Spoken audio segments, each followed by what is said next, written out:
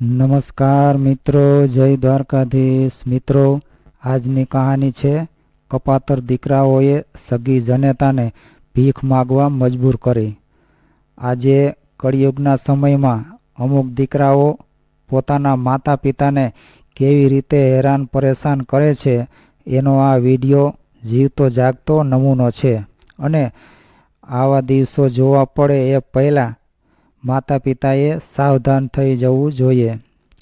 તો પાછળની જિંદગીમાં દીકરાઓ આવી રીતે ભિખારીની જેમ જીવન જીવવા મજબૂર ન કરી શકે. તો દરેક દર્શક મિત્રોને મારી નમ્ર વિનંતી છે કે વિડીયોના અંત સુધી જરૂરથી જોડાયેલા રહેજો. આ કહાની તમને ઊંઘમાંથી જગાડી દે એવી છે. તો ચાલો શરૂ કરીએ આજની આ કહાની. આજે 4 વર્ષ પછી એક દીકરાએ પોતાની માતાને ફોન કર્યો. વહેલી સવારે જ્યારે ફોનની ઘંટડી વાગી અને બાએ ફોન ઉઠાવ્યો ત્યારે સામે તેમનો દીકરો વિરલ બોલ્યો કે માં, કેમ છો તમે? ત્યારે રમાબેન બોલ્યા, હું તો એકદમ મજામાં છું, તું કેમ છો દીકરા? એટલે દીકરો કહેવા લાગ્યો કે બા, મને 1 મહિનાથી તાવ આવે છે. એટલે બાએ કહ્યું કે તે દીકરા, તું કોઈ સારા દવાખાને જઈ દવા લઈ લે ને, તને જલ્દી સારું થઈ જશે. વિરલે કહ્યું કે હા બા, દવા તો લીધી પરંતુ કોઈ ફરક પડતો નથી. એટલે રમાબેને કહ્યું કે દીકરા, તો થોડો સમય અહીં ગામડે આવતો રહે, અહીંયા કોઈ સારા ડૉક્ટરને બતાવજે. ત્યારે દીકરો કહેવા લાગ્યો કે બા, તમે અહીં નવસારી આવતા રહો, તમે અહીં આવશો તો હું જલ્દી સાજો થઈ જઈશ. રમાબેના સાંભળીને ખૂબ ચિંતા કરવા લાગ્યા અને કે કહ્યું કે સારું દીકરા, હું મનીષને કહીશ કે નવસારીની ટિકિટ લઈ આવે. આટલું કહીને રમાબેને ફોન મૂકી દીધો. રમાબેન ગામડે પોતાના મોટા દીકરા મનીષ સાથે રહેતા હતા. તેમના પતિ 2 વર્ષ પહેલાં મૃત્યુ પામ્યા હતા. ત્યારે તેમને વીમાના પૈસા મળ્યા હતા. હવે બંને દીકરાઓની નજર વીમાના પૈસા ઉપર હતી, પરંતુ પોતાની માતા ઉપર જરાય પ્રેમ નહોતો. ફક્ત દુનિયાને બતાવવા માટે જ ખોટા પ્રેમનું નાટક કરતા હતા. પરંતુ બા તો આ વાતથી બિલકુલ અજાણ હતા. બાને તો બસ તેમના દીકરાની ચિંતા હતી કે મારો દીકરો કેટલો બીમાર છે, એટલે તો આજે મને પોતાની પાસે બોલાવી છે. પરંતુ રમાબેને વિચાર્યું કે ચાલો સારું થયું કે દરરોજ મોટા દીકરા અને વહુના તિરસ્કારથી તો મુક્તિ મળશે. મોટી વહુ તો આખો દિવસ નોકરોની જેમ કામ કરાવીને જ 2 ટાઈમ જમવાનું પણ વ્યવસ્થિત આપતી નહોતી. એટલા માટે રમાબેને વિચાર્યું કે હું નવસારી જતી રહું તો આ બધી યાતનાઓમાંથી મને છુટકારો મળી જશે. રમાબેન આવું બધું વિચારી રહ્યા હતા ત્યારે જ મોટો દીકરો મનીષ ઘરે આવ્યો અને રમાબેને ખૂબ દુઃખી મનથી મનીષને કહ્યું કે દીકરા, કાલે મારા નવસારી જવાની ટિકિટ લઈ લેજે.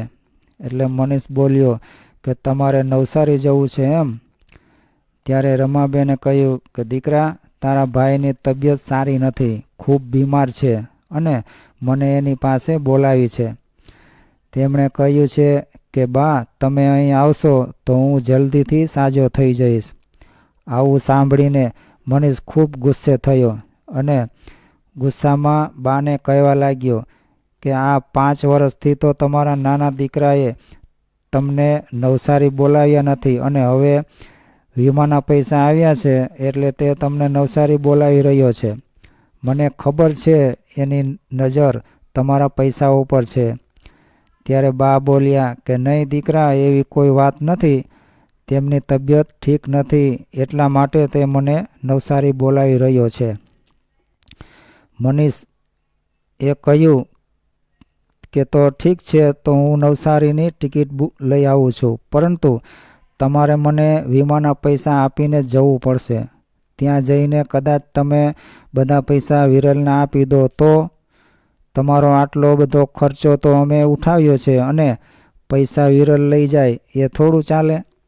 તમારે નવસારી જવું હોય તો આ પૈસા મને આપતા જવું પડશે, ત્યાર પછી જ હું ટિકિટ લઈ આવીશ. ત્યારે રમાબેન બોલ્યા કે તું કેવી વાત કરે છે? ત્યાં તારો ભાઈ બીમાર છે અને તને પૈસાની પડી છે? ઠીક છે, હું તને વીમાના અડધા પૈસા આપીને જઈશ બસ, પણ તું જલ્દીથી મારી ટિકિટ બુક કરાવી દે. મને ખૂબ ચિંતા થાય છે કે મારો નાનો દીકરો જલ્દીથી સાજો થઈ જાય. આવું સાંભળીને મનીષ ખૂબ ખુશ થયો. અડધા પૈસા આપવાની વાત સાંભળીને મનીષ નવસારી જવાની ટિકિટ લઈ આવ્યો અને બીજા દિવસે બાને બસમાં બેસાડી દીધા. નવસારી પહોંચતા જ વિરલની પત્ની વૈશાલી સ્ટેશને રમાબેનને લેવા આવી. થોડીવાર બાદ બંને ઓટો રિક્ષામાં ઘરે આવ્યા. ઘરે પહોંચતા જ રમાબેન દોડતા દોડતા વિરલ પાસે ગયા અને કહેવા લાગ્યા, જો દીકરા, હું આવી ગઈ છું. હવે હું તારી ખૂબ સેવા કરીશ. તું જલ્દીથી સાજો થઈ જશે. ત્યારે વૈશાલી બોલી કે બા, એને સેવાની નથી જરૂર, એને દવાની જરૂર છે. સેવાથી તો સાજા થઈ જતા હોત તો હું સેવા તો રોજ એની કરું જ છું. એટલે રમાબેન કહેવા લાગ્યા કે તો પછી તું આને દવા કેમ નથી આપતી? એટલે વૈશાલી ગુસ્સે થઈને કહેવા લાગી કે દવાના પૈસા હોય તો દવા આપીએ ને. 3 મહિનાથી તો એ ઘરે બેઠા છે. 3 મહિનાથી બીમાર પડ્યા છે. બીમારીને લીધે કોઈ કામ ધંધો પણ નથી કરી શકતા. તો પછી ક્યાંથી પૈસા આવે? પૈસા વગર દવા શેની લેવી? વહુની આવી વાતો સાંભળીને રમાબેન કહેવા લાગ્યા કે વહુ, તું ચિંતા ન કર, દવાના પૈસા હું આપું છું. તું જલ્દીથી જઈને દવા લેતી આવ. આટલું કહીને રમાબેન પોતાની પાસે રાખેલા પૈસા તેમની વહુને આપે છે. થોડીવાર પછી વહુ દવા લઈને આવી અને ખૂબ પ્રેમથી રમાબેન પોતાના દીકરાને દવા પીવડાવે છે. ત્યાર પછી રમાબેન સ્નાન કરવા માટે બાથરૂમમાં જાય છે. આ બાજુ તેમના દીકરાએ અને વહુએ ઈશારામાં વાતો કરી અને ખૂબ ખુશ થઈ રહ્યા હતા. ઈશારાનો મતલબ એવો હતો કે એ ખરેખર બીમાર નહોતો. એને તો બીમારીનું ખાલી નાટક જ ભજવ્યું હતું. ત્યારે વિરલ કહેવા લાગ્યો કે અરે, આ મારી માં તો મને દવા પીવડાવીને મારી નાખશે. એટલે વૈશાલી બોલી કે તમે ચિંતા ન કરો, આ દવા તો ખાલી વિટામિનની ગોળીઓ જ છે. આનાથી કંઈ પ્રોબ્લેમ નહીં થાય. આ બંને તો વિચારી ભોળી માતાને ખુલ્લી આંખોથી લૂંટી રહ્યા હતા. વિરલને તો રોજની આદત થઈ ગઈ અને રોજ કોઈના કોઈ બા પાસે પૈસા માગતો રહ્યો અને રમાબેન પણ પુત્ર મોહમાં ખુશ થઈને પૈસા આપ્યા કરતા. બા તો બિચારા ભોળા ભાવે એવું વિચારતા કે મારો દીકરો 3 મહિનાથી બીમાર છે અને કંઈ કામ નથી કરી શકતો, એટલે તેની મદદ કરવી એ મારી ફરજ છે. આવી રીતે ધીરે ધીરે વિરલની આદત વધારે વધવા લાગી. હવે તો કોઈને કોઈ બહાનું કાઢીને વિરલ બા પાસેથી પૈસા કઢાવ્યા કરતો અને એક દિવસ ટીવીમાં સમાચાર આવ્યા કે આખા દેશમાં 2 મહિના માટે લોકડાઉન જાહેર કરવામાં આવ્યું છે. ત્યારે તેમનો દીકરો વિરલ માથું પકડીને બેસી ગયો અને કહેવા લાગ્યો કે હવે આ 2 મહિના ઘર કેવી રીતે ચલાવશું? બા, તમારી પાસે કંઈ પૈસા હોય તો આપજો ને. ત્યારે રમાબેને કહ્યું કે દીકરા, મારી પાસે પૈસા હવે ક્યાંથી હોય? મારી પાસે જેટલા પૈસા હતા એટલા તો મેં તને આપી દીધા. હવે ગામડે જવાની ટિકિટના પૈસા પણ મારી પાસે નથી. મેં હતા એટલા બધા પૈસા તને આપી દીધા છે. હવે મારી પાસે 1 રૂપિયો પણ નથી. બાની આવી વાત સાંભળીને વિરલ એકદમ ગુસ્સે થયો અને ગુસ્સામાં ઘરના સામાનની તોડફોડ કરવા લાગ્યો અને બાને કહેવા લાગ્યો કે બા, તમે બધા પૈસા મોટા ભાઈને આપી દીધા છે અને મેં તો તમારી પાસેથી ખાલી 5-10 હજાર જ લીધા છે અને તમે મને કહો છો કે મેં બધા પૈસા તને આપી દીધા છે. મને તો એવું લાગે છે કે તમે મોટા ભાઈને બધા પૈસા દઈને જ અહીંયા આવ્યા છો. તમને દેખાતું નથી તમારો નાનો દીકરો બેરોજગાર છે અને નોકરીમાંથી કાઢી મૂક્યો છે. 3 મહિનાથી તો હું ક્યાંય કામ પર નથી ગયો અને હવે 2 મહિનાનું લોકડાઉન લાગી ગયું છે. તમે તો કેવી માં છો? પૈસા બધા મોટા ભાઈને આપીને આવ્યા છો અને હવે તમે અહીંથી ઉપડો અને તમારા મોટા દીકરાની સાથે રહો જાઓ. દીકરાની આવી વાત સાંભળીને રમાબેન ખૂબ રડવા લાગ્યા અને કહ્યું કે તમે લોકોએ તો મારું સુખ સુવિધાવાળું જીવન જીવવાના ચક્કરમાં બધા પૈસા ખર્ચી નાખ્યા. પહેલાંથી તમે બચત કરી હોત તો આજે આવા દિવસો ન જોવા પડત. બાની આ વાત સાંભળીને એને વધારે ગુસ્સો આવ્યો અને કહેવા લાગ્યો કે બા, મારી માથે આવડું મોટું ટેન્શન છે અને તમે લેક્ચર આપવાનું શરૂ કરી દીધું. હવે તમે એમ કહો છો કે મારી પાસે હવે પૈસા નથી તો પછી ઘરનો ખર્ચો કાઢવો કેવી રીતે? હવે તમે એક કામ કરો, પાછા ગામડે જતા રહો. હું તમને આજે જ સ્ટેશને મૂકવા આવું છું. આ સાંભળીને રમાબેનની આંખોમાં ફરીથી આંસુ આવી ગયા અને કહેવા લાગ્યા કે દીકરા, હું તો તે સામેથી બોલાવી હતી એટલે અહીં આવી છું અને હવે મારી પાસે પૈસા ખૂટી ગયા એટલે હવે મારું 2 ટાઈમનું ભોજન પણ તને ભારે લાગવા માંડ્યું. તો શું ખાલી પૈસા માટે જ તે મને અહીં બોલાવી હતી? પૈસા તો તે એમ જ માગી લીધા હોત તો પણ હું તને આપી દેત. આટલું બોલીને રમાબેન ખૂબ રડવા લાગ્યા અને વિચારતા હતા કે આવા દીકરા કરતાં તો વાંજિયા રહેવું સારું. કોઈ એક સારો દીકરો આપે તો એના બદલામાં હું 2 દીકરા આપી દેવા તૈયાર છું.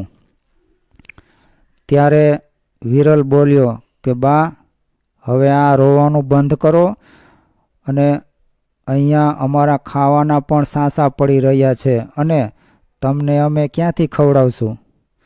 એટલે જલ્દીથી તમારો સામાન પેક કરો એટલે હું તમને સ્ટેશને મૂકી જાઉં. આટલું કહીને વિરલ તેની રૂમમાં જતો રહ્યો. ત્યારે રમાબેને તેના મોટા દીકરાને ફોન કરીને બધી વાત કરી.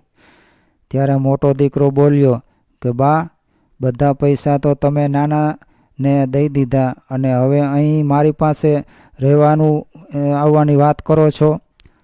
તમે ત્યાં જ રહેજો તમારા નાના દીકરા પાસે. અહીંયા આવવાની કોઈ જરૂર નથી. આટલું કહીને મોટા દીકરાએ ફોન કાપી નાખ્યો.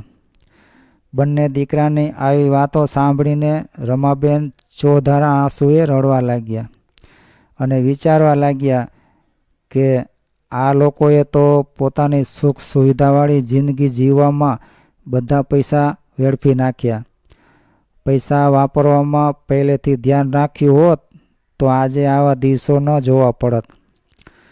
તો શું આવા દિવસો જોવા માટે જ અમે દીકરાઓને ઉછેર્યા હતા?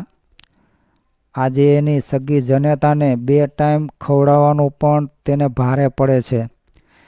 જે દીકરાના મોહમાં હું ગામ છોડીને નવસારી આવી ત્યારે મને ખબર નહોતી કે મારો સગો દીકરો પોતાની મા સાથે આવું વર્તન કરશે. આ વાતને 2 દિવસ વીતી ગયા. 2 દિવસ પછી રમાબેન બાથરૂમમાંથી સ્નાન કરીને બહાર નીકળી રહ્યા હતા ત્યારે જુએ છે તો તેની નાની વહુ તેમનો બધો સામાન સળગાવી રહી હતી. સામાન સાથે તેમની દવાઓ પણ સળગાવી દીધી. એટલે રમાબેન દોડતા દોડતા તે આગ ઠારવા લાગ્યા. તેમને કંઈ સમજાતું નહોતું કે શું કરવું અને શું ન કરવું. એટલે તેઓ તેમના હાથથી જ આગ ઠાલવવા લાગ્યા. ત્યારે અમુક સળગતા કપડાં એના હાથે ચોંટી ગયા, જેના લીધે તેમના હાથમાં ફોલ્લા પડી ગયા. એટલે તેઓ જોર જોરથી ચીસો પાડવા લાગ્યા. પરંતુ તેમની વહુ ત્યાં ઊભી આ બધું જોઈ રહી હતી. રડતા રડતા રમાબેને તેની વહુને કહ્યું કે વહુ, તે આ શું કર્યું? તું મારી સાથે કયા જન્મનો બદલો લઈ રહી છે? તે તો મારા કપડાની સાથે સાથે મારી દવાઓ પણ બાળી નાખી. હવે હું શું પહેરીશ? અને દવાઓ લાવવા માટે મારી પાસે પૈસા પણ નથી. હું તે આ શું કર્યું? ત્યારે વહુએ કહ્યું કે તો શું કરું? તમે સીધી રીતે તો ઘરમાંથી જતા નથી, એટલે મને ગુસ્સો આવી ગયો અને મેં આ બધું સળગાવી દીધું. તમને જવાનું કહીએ છીએ તો જતા કેમ નથી? અહીં રહીને અમારો ખર્ચો શું કામ વધારો છો? ત્યારે એને કહ્યું કે વહુ, હું ક્યાં જઈશ? મોટા દીકરાએ પણ ઘરે આવવાની ના પાડી દીધી છે. એવામાં હું ક્યાં જઈશ, ક્યાં રહીશ અને શું ખાઈશ? કોરોનાના લીધે ચારે બાજુ લોકડાઉન ચાલી રહ્યું છે. ત્યારે વૈશાલીએ એની સાસુના વાળ પકડીને ઘસડીને ઘરની બહાર ફેંકી દીધા. બિચારા બાએ આખી રાત ઘરની બહાર વિતાવી. દવા નહીં પીવાના લીધે રાત્રે તેની તબિયત પણ બગડી, એટલે તે ત્યાં જમીન પર જ સૂઈ ગયા. સવારે દીકરાનો અવાજ સંભળાયો એટલે ઉઠી ગયા. ત્યારે દીકરો બહાર આવીને કહેવા લાગ્યો કે બા, તમારા માટે હું રિક્ષા બાંધી લાવ્યો છું, એટલું જ ઘણું છે. હવે તમે જમવાનું તો બસ સ્ટેશન પર ભીખ માગીને જે પૈસા ભેગા થાય એમાંથી જમી લેજો. મારી પાસે હવે પૈસા નથી. આટલું કહીને વિરલ ઘરની અંદર જતો રહ્યો. ત્યારે આ લાચાર માં ધ્રુસકે ધ્રુસકે રડવા લાગ્યા. થોડીવાર પછી રિક્ષાવાળો આવ્યો અને રમાબેનને રિક્ષામાં બેસાડી સ્ટેશને મૂકીને જતો રહ્યો. સ્ટેશને જઈને રમાબેનને ખબર પડી કે લોકડાઉનના લીધે બધી બસો તો રદ કરવામાં આવી છે. એટલે લાચાર થઈને ત્યાં સ્ટેશન પર જ બેસી રહ્યા અને વિચારવા લાગ્યા કે ભગવાને મને વહેલી એની પાસે બોલાવી લીધી હોત તો આવા દિવસો મારે જોવાનો પડત. થોડીવાર પછી સેવાભાવી સંસ્થાઓના સભ્યો ગરીબો અને મજૂરોને જમવાનું આપવા માટે સ્ટેશને આવ્યા અને તેમણે રમાબેનને પણ જમવાનું આપ્યું. રમાબેનને ખૂબ ભૂખ લાગી હતી એટલે તરત જ તેઓ જમવા લાગ્યા. જમી લીધા પછી રમાબેન ત્યાં જ બાંકડા ઉપર જ સૂઈ ગયા. 1 કલાક બાદ સ્ટેશનની કન્ડિશન જાણવા માટે ત્યાં ન્યૂઝ રિપોર્ટર આવ્યો. આ લોકો સ્ટેશન પર અને સ્ટેશનની આસપાસ રહેતા નિરાધાર લોકોની શું હાલત છે તે જાણવા માટે આવ્યા હતા. ત્યારે એ રિપોર્ટરની નજર રમાબેન ઉપર પડી અને તે રમાબેનનું ઇન્ટરવ્યૂ લેવા માટે તેમની પાસે આવ્યો અને કહેવા લાગ્યો કે માજી, આ લોકડાઉનમાં તમે ઘરની બહાર શું કરી રહ્યા છો? ત્યારે રમાબેને બધી સત્ય હકીકતની વાત રિપોર્ટરને જણાવી. રમાબેનની બધી વાતો સાંભળીને રિપોર્ટરની આંખમાં પણ આંસુ આવી ગયા. ત્યાર પછી એ રિપોર્ટર રમાબેનને લઈને એક વૃદ્ધાશ્રમમાં ગયો અને કહેવા લાગ્યો કે જ્યાં સુધી તમારી આવી હાલત કરવાવાળા તમારા દીકરાઓને સજા ન મળે ત્યાં સુધી તમે અહીં આરામથી રહી શકો છો. ત્યારે રમાબેન કહેવા લાગ્યા કે મારે કોઈને સજા નથી આપવી કે નથી અપાવવી. કુદરતે બનાવેલા કર્મોના નિયમ પ્રમાણે એને સજા મળી રહેશે, પરંતુ હવે હું એ નરકમાં ક્યારેય પણ જવા નથી માગતી. હું હવે અહીં વૃદ્ધાશ્રમમાં જ રહીશ. આટલું બોલતા બોલતા રમાબેન ખૂબ રડવા લાગ્યા. ત્યારે રિપોર્ટરે તેને આશ્વાસન આપીને ત્યાંથી જતો રહ્યો. 2 દિવસ પછી વૃદ્ધાશ્રમમાં રમાબેનને કહેવામાં આવ્યું કે તમારા પરિવારમાંથી દિનેશ નામનો કોઈ વ્યક્તિ તમને લેવા માટે આવ્યો છે.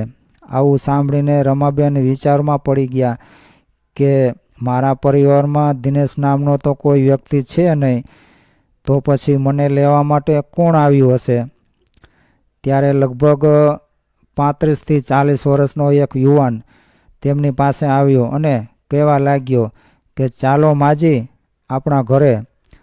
ત્યારે રમાબેન આશ્ચર્યથી તેને જોવા લાગ્યા અને કહ્યું કે દીકરા, મેં તને ઓળખ્યો નહીં. એટલે પેલો યુવક બોલ્યો કે માજી, મેં કાલે ટીવી પર તમારું ઇન્ટરવ્યૂ જોયું હતું. જે લોકોની માં હોય છે એ લોકોને માની કદર નથી હોતી. હું તમને મારી પત્ની અનાથ છીએ એટલે મને ખબર છે કે પરિવારમાં માનું મહત્ત્વ કેટલું હોય છે અને મારા પરિવારને એક માની જરૂર છે, જેનાથી મારા બાળકોને પણ દાદીનો પ્રેમ મળી રહેશે. એટલે આજથી તમે મારી માં છો અને હવેથી તમે મારા ઘરે અમારી સાથે રહેશો. પાછળથી તરત ઈશારો કરતાં કહ્યું કે જુઓ, આ તમારી વહુ છે, પૌત્ર છે. આવું સાંભળીને રમાબેન ભાવુક થઈ ગયા. ત્યારે ભગવાનને યાદ કરીને કહેવા લાગ્યા કે વાહ પ્રભુ, તમારી માયા એક મારા દીકરા અને વહુ છે, જેઓ એ મને રસ્તા ઉપર ભટકતી છોડી દીધી, અને એક આ દીકરો છે જે માનો પ્રેમ મેળવવા માટે એક અજાણી ઘરડી માને પોતાના ઘરે લઈ જવા માટે આવ્યો છે. આજના સમયમાં ઘણા દીકરાઓ વડીલોને વૃદ્ધાશ્રમમાં મૂકવા આવે છે. આજે પહેલીવાર કોઈ એવો દીકરો જોયો જે બીજાની ઘરડી માને પોતાની માં બનાવીને પોતાના ઘરે લઈ જવા માટે આવ્યો છે. આ ઉપરથી સાબિત થાય છે કે હજુ પણ દુનિયામાં સારા માણસો ઘણા છે. ત્યાર પછી રમાબેન પોતાના નવા પરિવાર સાથે ઘરે જવા રવાના થયા. પાછલા જીવનના દુઃખ દર્દ ભૂલીને પોતાનું નવું જીવન ખૂબ ખુશીથી જીવવા લાગ્યા. તો મિત્રો, આ હતી એક દુખિયારી માની કહાની. ભગવાને તેમને સાથ આપ્યો એટલે અંતમાં એક સારો દીકરો એને મળી ગયો. મિત્રો, આ કહાની આપણને એ બોધ આપે છે કે કોઈ પણ પરિસ્થિતિમાં આપણા માતા પિતાને ન છોડવા જોઈએ. જેની પાસે માં નથી તે માં માટે તડપી રહ્યા છે, અને જેની પાસે માં છે એને માની કિંમત નથી.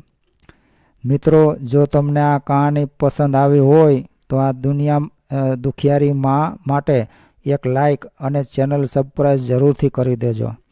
ભૂલતા નહીં. જય દ્વારકાધીશ.